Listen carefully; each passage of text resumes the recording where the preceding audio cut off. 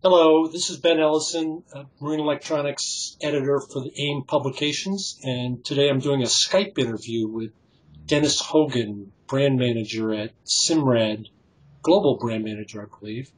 And what we're going to be talking about is a project called MyBoatWorks, where AIM has acquired a 1996 Grand Banks 42 motor yacht. It's going to do a complete refit and document the refit with a dedicated website. There'll be articles in Passage Maker, PMY, soundings, and eventually it'll go to boat shows and be used in teaching for Passage Maker and so forth. And Simrad has volunteered to sponsor all the electronics package on there. And Dennis and I are going to discuss a tentative package. Neither of us have been aboard the boat. So Dennis, please take it away. Thank you. Thanks, Ben. We were happy to have the chance to outfit this Grand Banks Motor Yacht 42. What we were looking to do is outfit it with the perfect set of electronics for the customer's needs. Okay, so this type of boat is typically used for long-range cruising. So we decided to outfit it with a system that's both practical and will not detract from the overall styling of the boat. Okay. We decided to go with our new NSO Evo 2 system, and the reason we did that is because this is a dual helm boat, and we wanted functionality for the crew and captain anywhere aboard the vessel. The main helm, in this case, is the upper helm. We are going to be mounting an NSO Evo 2 16-inch monitor. Now, it's a multi-touch monitor. It's very low profile, and it's what we call glass bridge look to that monitor. Now, we haven't seen the upper helm of this boat yet, but I think with some minor modifications and maybe a little bit of glass work, we'll be able to fit this monitor in. It'll look great. I agree, Dennis. I've seen them in action. They're very bright. We're talking about the possibility of a pod that it could fit in and be available to the navigator or the helmsman. Were you going to show us the system diagram? You go to your desktop. Yeah. So let me introduce you to the system builder program that we use to specify systems on all types of vessels. This is a tool that our dealers have to help their customers build Simrad systems. So in just 1 or 2 seconds, you should be able to see a screen. Looks good. That shows the general diagram of the system. Okay. The blue lines that you see there represent Ethernet connections. And then the black outline lines, and I'll zoom in here in a second, represent the different components on the system. So I'm going to zoom in here. I already mentioned the NSO Evo 2 and the MO16 monitor, and those are right here. Okay. The NSO Evo 2 system is a modular system, or what we call a black box system. That's basically a separate CPU. We call it an MPU, Marine Processor Unit, that gets mounted behind the dash. Okay. The NSO Evo 2 has 2 independent video outputs. That's represented by the green line here as a single video output, but we're utilizing the second video output wirelessly with our Go-Free wireless transmitter. And that second video output will be used to transmit to an onboard iPad. That'll allow the captain and crew to roam anywhere on the boat and to get a full function second station on that iPad. Yeah. So, as I understand it, alternatively, there could be another monitor at the lower bridge, though those Grand Banks tend to be crowded down there, and they're probably isn't used a lot. But even if you had a second monitor at the lower bridge, you could still use an iPad with either monitor in this system, correct? That's correct, Ben. Yes. So, as I said, the NSO has dual independent video output. So I could have, let's just say for sake of argument, a full screen chart on this display here. And then the second video output to the iPad could show a full screen radar. If I utilize the second output wired to another monitor, it could be ours or any third-party monitor, then I could still use the iPad as a third display, but it would just end up cloning one of these two wired displays. Right. But it still gives you the functionality of a full screen, a full function wireless NSO screen anywhere on the boat, whether it's the main salon or the lower helm or wherever you need it. Right. You could have two iPads, two monitors, and you'd have two independent screens at the upper helm and the lower helm. But yeah, I mean, the system is expandable.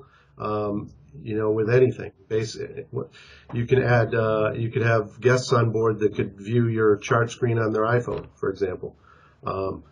With the Wi-Fi one Go Free controller, we have the video output capability to any iPhone or tablet, basically. Right, Android included. Android included. Right. And now, there's some functions that are locked out of that wireless capability.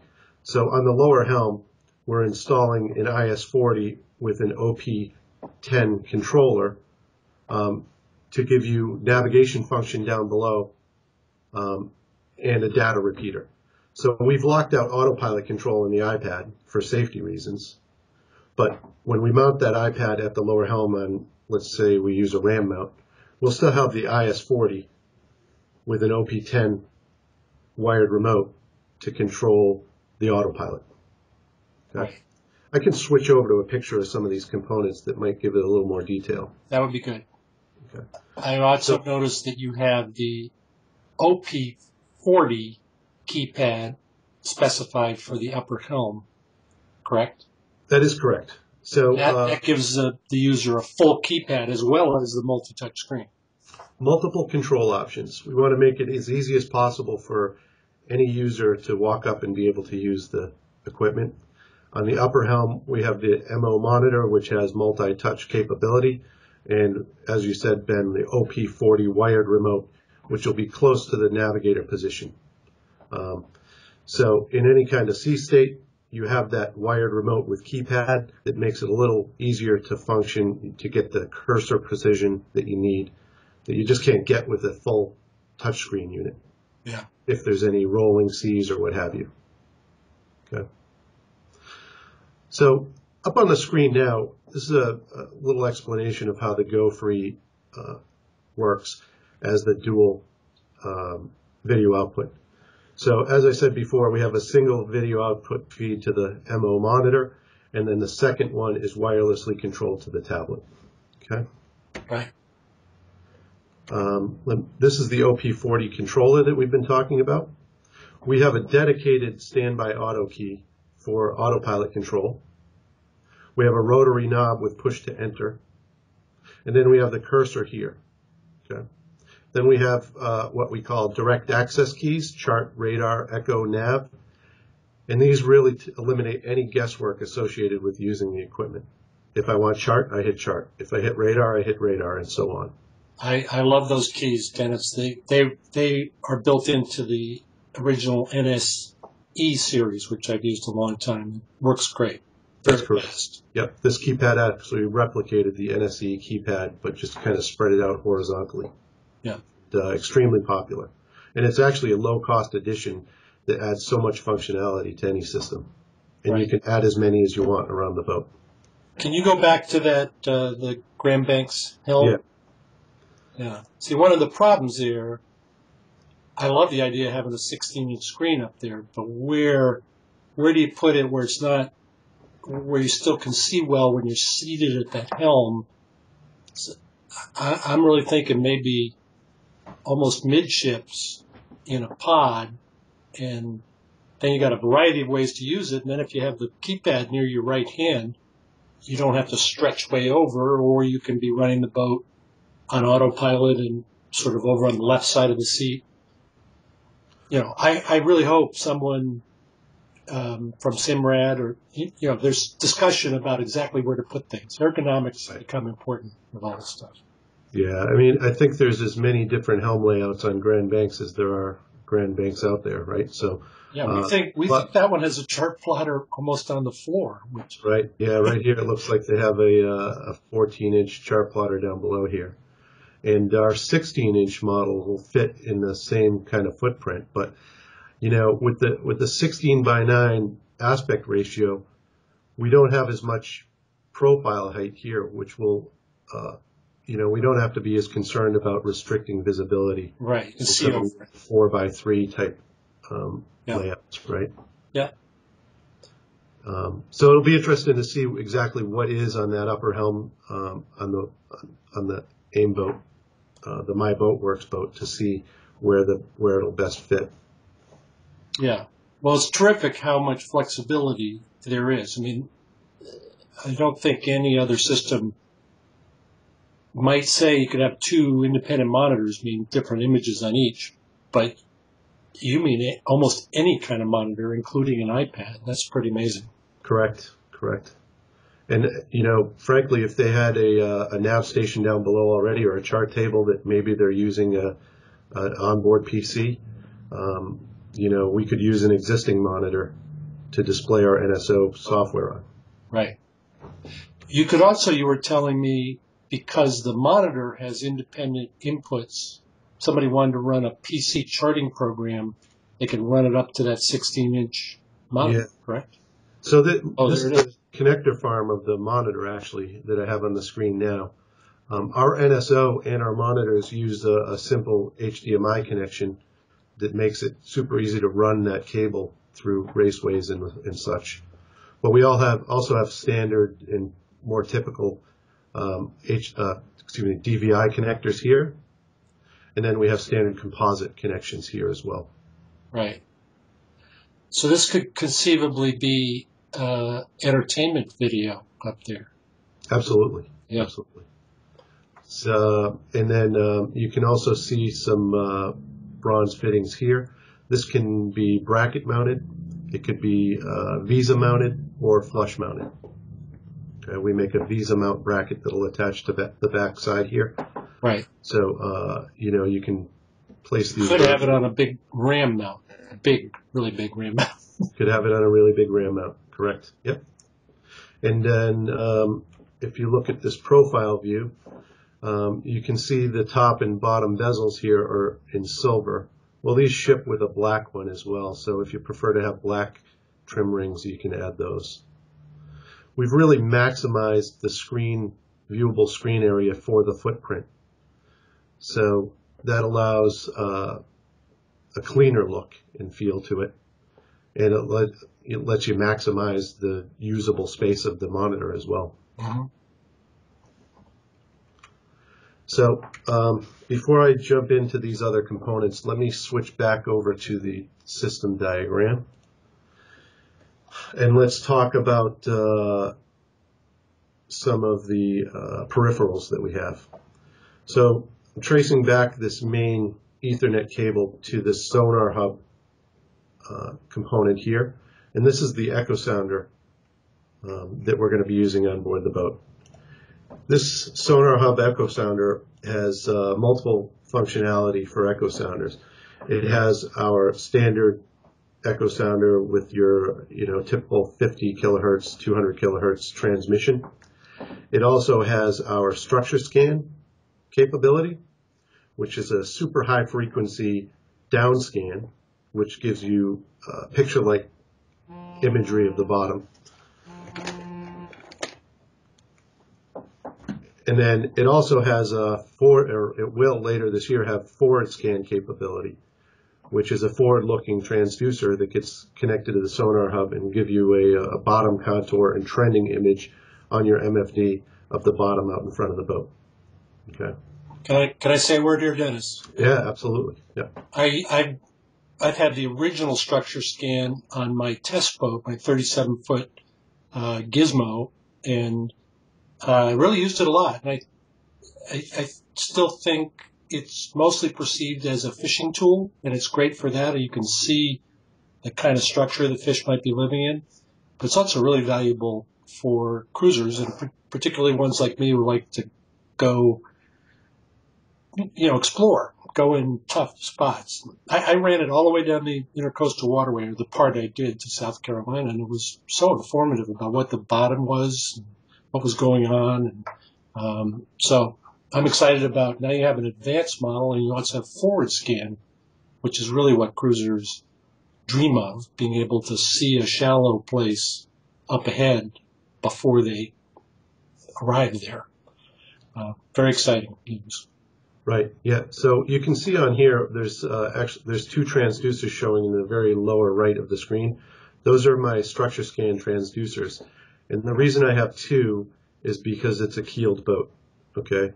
So these have the capability of looking out to the left and right of the vessel. And the keel would get in the way if I had it all through one transducer. So one of these will look down into the left, the other one will look out to the right, and they combine in the system to give you a combined image on the screen. And Ben's right. I mean, these things are great for not just fishing and diving, but if you're looking for a secure anchorage, you can actually tell what's on the bottom. You can pick out boulders on the bottom. You can pick up mooring chains. Absolutely. All kinds of stuff that can be useful. Plus, it can take out a little of the monotony in a long voyage as well. Just removing the mystery of what's underneath you, I know more about what the underwater main looks like that I've learned in the last 2 or 3 years with that than 30 years of prior cruising. We could never see anything, and see a little bit in a fish finder, but now I really have a sense of what a lot of ledges look like. And no, it's just, if you're curious, that's what cruisers often are. It's a nice tool. Makes it a lot of fun. We're also adding our 4G broadband radar to this boat, which is the perfect cruising radar because the close range target detection on broadband radars, and particularly the 4G, is unequaled. There is no what we call main bang or dead spot around the vessel. A typical pulse radar will have a main bang of about 30 feet diameter around the boat, and that's just noise that's caused by the transmission and receiving of that strong pulse from a typical magnetron radar. Non-existent on the broadband. So what you're able to do is, if you're cruising along, you'll see crab pots right off the bow of the boat. You'll see lobster pots. You'll see birds on the water. You'll see kayaks 3 miles away where a typical pulse radar might not pick those up. You'll also get incredible resolution. So if you see two targets that are close together, if you're cruising offshore, for example, and you see a tug and a barge, on a lot of pulse radars, those will show up as a single target.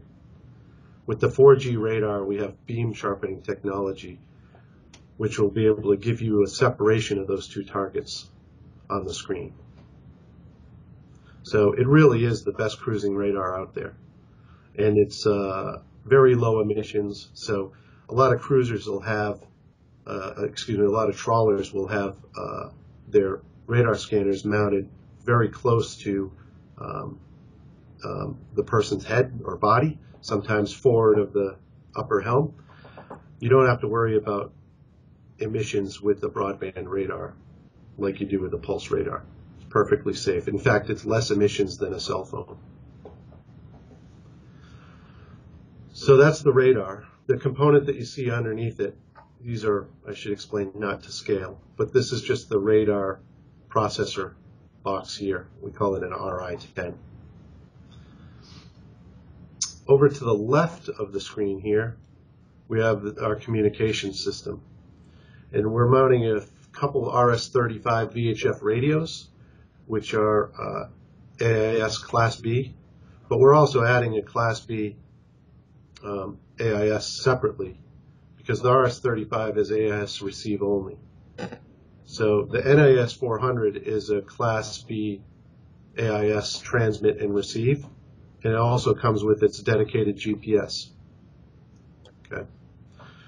That GPS will be available for redundancy to the standard GPS that we have connected to the NSO as well. Dennis, you could conceivably use one of those radios it can be equipped with a wireless portable second mic, right? Yes, and I think in the let me check the itemized list here, Ben. I think we have those listed. That might. I think it's a good idea to have two VHFs on a serious cruising boat. I bet you agree, but if there is a room problem. Yeah, we have the matching HS35, which is a full-function remote handset, wireless, that has volume control, channel control, and also has intercom capability. Yeah. And that will be matching up with the RS35, which will be perfect for the vessel.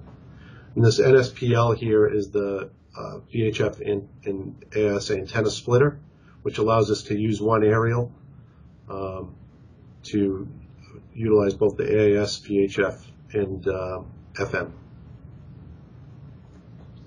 Great. Down here we have a WM3 weather module. This is another aerial that about the same size as a GPS antenna, and this gets plugged into our Go Free system on Ethernet, and this will bring serious weather and serious audio onto the system. Okay. So we'll be able to get radar images on the NSO display screen, overlay that radar onto the chart screen.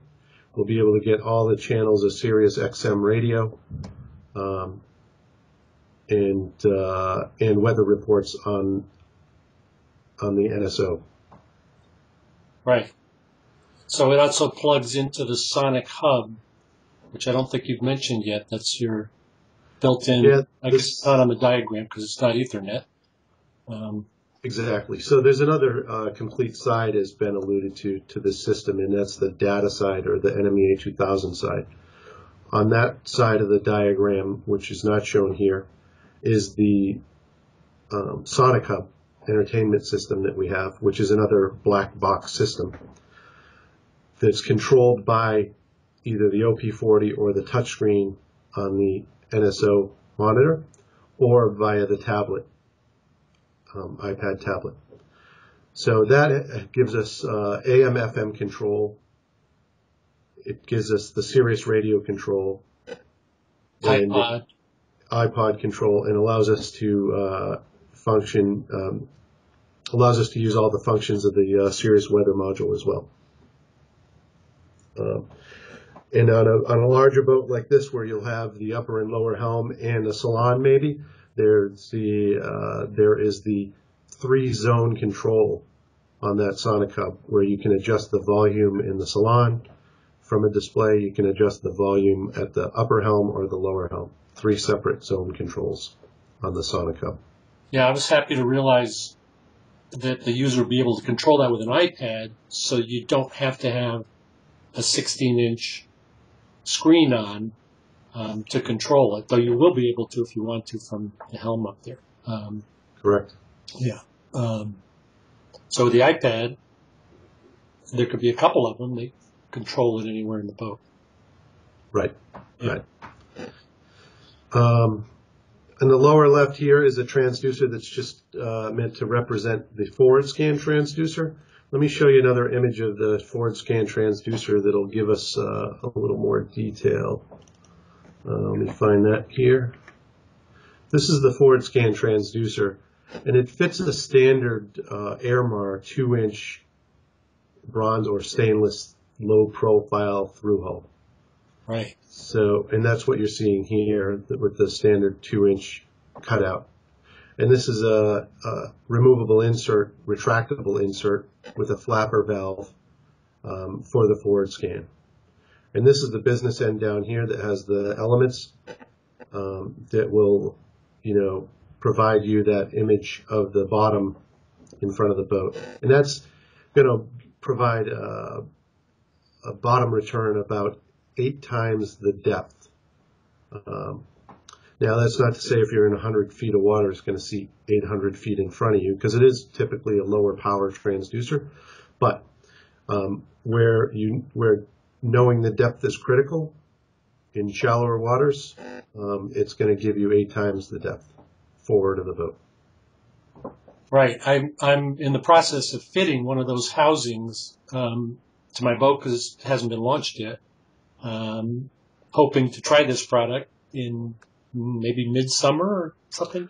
Yeah, I think we'll have first units out by midsummer. Correct. Yep. And so this is meant to connect right into the sonar hub module that I showed you before, and that's going to give you the image right onto the NSO 16 or onto the iPad image. So, I mean, you could have a lookout up forward with an iPad looking at the bottom image of the boat in front of him. Yeah, pretty neat stuff. I think maybe you pretty well covered it, Dennis. Okay. At least what we know now. Yeah. Yeah. There's a quick look at I don't think I talked about the IS-40 that we're going to mount at the lower helm. So the lower helm, on some of the research we've done, again, we haven't seen this boat yet, but they're pretty tight for space typically at the lower helm. So this is about a 4-inch square instrument. You're looking at the autopilot page here, and that's going to be controlled with an OP10 controller, which is this. That'll give us full autopilot functionality at the lower helm. But this is also a data repeater. So I can hit this page button and cycle through any of the navigation information that's available on the network. Yeah. So if I want just position, if I want depth or depth trending, all that information is available here on the screen. Right. So that and a little keypad are a complete autopilot head unit. But this is also a instrument if you want to go to other pages, see That's right. or something. And down at the lower helm, as we said, we'll have this display plus the iPad in a RAM mount or other type of mount. Yep. And give them full functionality at that lower helm without being too bulky and not detracting from the overall look of the boat. Yeah, and without spending a ton of money there. Right, exactly, yeah. And, you know, the owners can actually build on this as they go on. I mean, they could take video output to the main salon television if they want and control it with an OP40 on a big flat screen. Yeah, so that's a lot of things you can do. A lot of things. And this system is definitely open to growth, adding NMEA 2000 devices. Yeah, you could have, somebody might want to have a dedicated depth screen up on the flying bridge. And that you could put one of those up there and just plug it into the NEMA 2000 network and good to go. Right. So, pretty neat. So, this is the printout that we get from the system builder. So if you went into any authorized Simrad dealer, they have this tool available, and it's on an iPad. And they can go through the system and try different components depending on what your needs are. And it'll come up with an itemized list. And then the dealer can just email this to you, and you'll have the same type of diagram at your that you can look at on your own computer. So if you visited one of our dealers and had them spec out a system for you, they can send you the same information to give you that preliminary wiring diagram. Yeah, that's also good. So if something goes wrong or you want to add to the system, you've got your basic information. Where's the data moving around here? Right. Exactly. Yeah. Okay. Great. Thank you so much, Dennis. This is going to be an exciting project. And I think we at least deserve a boat ride, on this Grand Banks 42 motor yacht when this happens. I would agree with you. Yes. Okay. We'll wait till our weather gets a little better, though. Thanks so much. Okay. Take care. Bye.